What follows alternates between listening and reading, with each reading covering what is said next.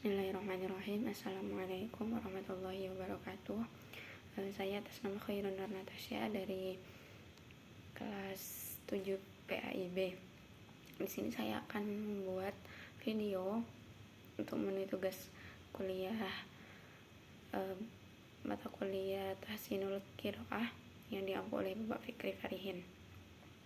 Oke, tugas video kedua kali ini yaitu merangkum dari jurnal yang kemarin telah diberikan ya. Jadi jurnal kemarin itu yang berjudul keutamaan Al-Quran sebagai fondasi ajaran yang menyatukan umat. Mari kita tarik benang kesimpulan dari materi tersebut. Saya akan merangkumnya dalam 4 poin kunci yang menjadi fokus utama dalam jurnal kali ini. Yang pertama, hakikat Al-Quran, hidayah dan mukjizat komprehensif. Kita perlu menempatkan Al-Quran pada posisi yang sebenarnya. Al-Quran bukanlah karya manusia, melainkan wahyu ilahi yang diturunkan 14 abad yang lalu, menjadikannya satu-satunya kitab suci yang otentik dan terpelihara. Mukjizat terbesar.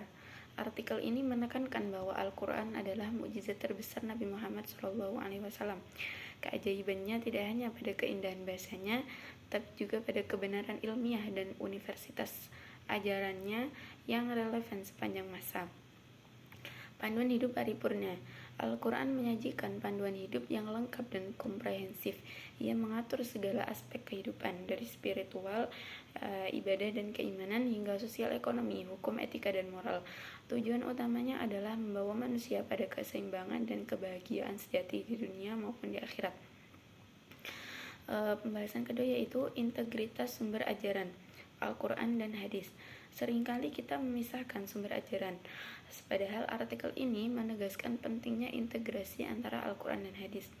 Hadis sebagai penjelas, hadis yang berisi segala perkataan, perbuatan, dan ketetapan Nabi yang berfungsi sebagai penjelas bagi ayat-ayat Al-Quran yang bersifat global.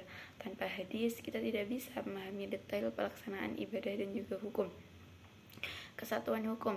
Pemahaman Islam yang utuh datang dari meyakini bahwa keduanya adalah satu kesatuan sumber hukum Islam.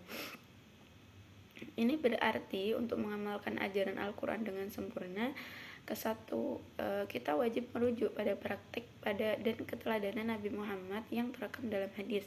Yang ketiga, ada keutamaan spiritual dan fisik membaca Al-Quran.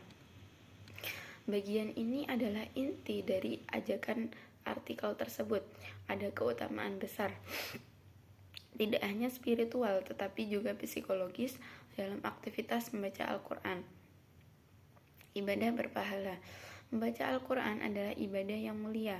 Setiap huruf yang dibaca dijanjikan pahala dan keberkahan oleh Allah Subhanahu wa Ta'ala. Ini adalah investasi terbaik bagi akhirat untuk kita. Penyembuhan jiwa.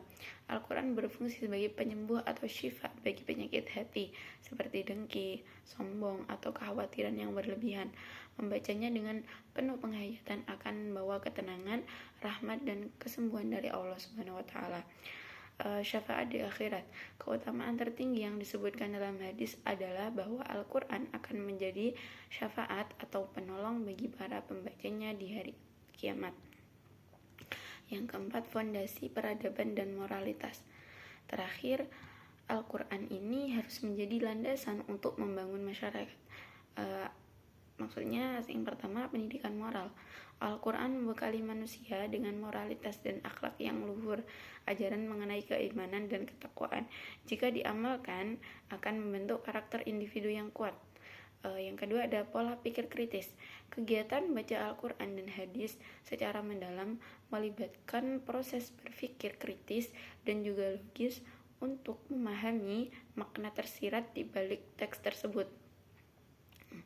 Ini pola pikir kritis ini sangat mendorong umat untuk selalu berinovasi dan berkontribusi pada peradaban.